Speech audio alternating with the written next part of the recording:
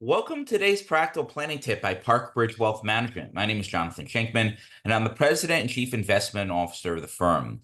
This video and the next one coming up tomorrow will focus on the important topic of spending money on things versus experiences. I think this is a particularly important topic to address, especially during the high holiday season.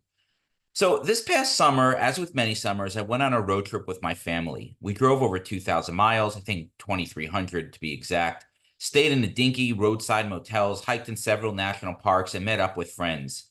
The purpose of these family road trips is threefold. One, it's to keep my kids entertained between camp and the start of the school year. Two, it's a nice way to see and experience the country. And three, I'm hopeful that it'll create lasting memories for our family to appreciate many years down the road.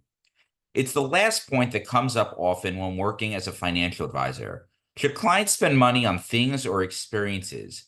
There's no question that things are important. Everyone needs a roof over their head, a mode of transportation, a nest egg for their financial future, and other necessities. However, as viewers can probably gather, I'm also a big fan of spending time and money to create memorable experiences. Experiences are unique in that they are an investment that continues to pay dividends in perpetuity. Using my summer road trip as an example, before we leave, I gain enjoyment from planning the trip. I obviously enjoy going on the trip, minus the stressful parts like air travel, packing, or getting lost on a backcountry dirt road as it was getting dark with no cell reception. I also especially enjoy reliving my road trip with friends and family when I share the experiences many months or even years down the road. In short, when it comes to the decision of how to allocate my discretionary funds, experiences will generally win out over things. Research supports my feelings. A 20-year study conducted by Dr. Thomas Gilovich, a psychology professor at Cornell, arrived at a similar conclusion about spending on experiences over things. The research found that the happiness experienced from things fades quickly. We get used to new possessions quite quickly. Our expectations for newer and better things keep rising, and the tendency to want to keep up with the Joneses will continuously be present. In short, it's a never-ending cycle of temporary happiness. On the other hand, Gilovich and other researchers found that experiences deliver more lasting happiness because they become part of our identity. We're not our possessions, but we are the accumulation of everything we've seen, things we've done, and places we've been.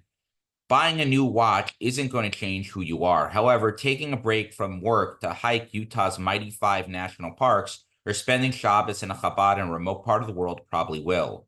Our identity is the sum of total of all our experiences. Experiences are not only created by going on exotic trips. I like to remind myself of an interview I heard with famous comedian Jerry Seinfeld. He was railing against how much he hates going on family trips, but really relishes what he referred to as a garbage time. Jerry said, I always talk about being a parent. People talk about quality time. I like to talk about garbage time. Bowl of cereal at 11 o'clock at night.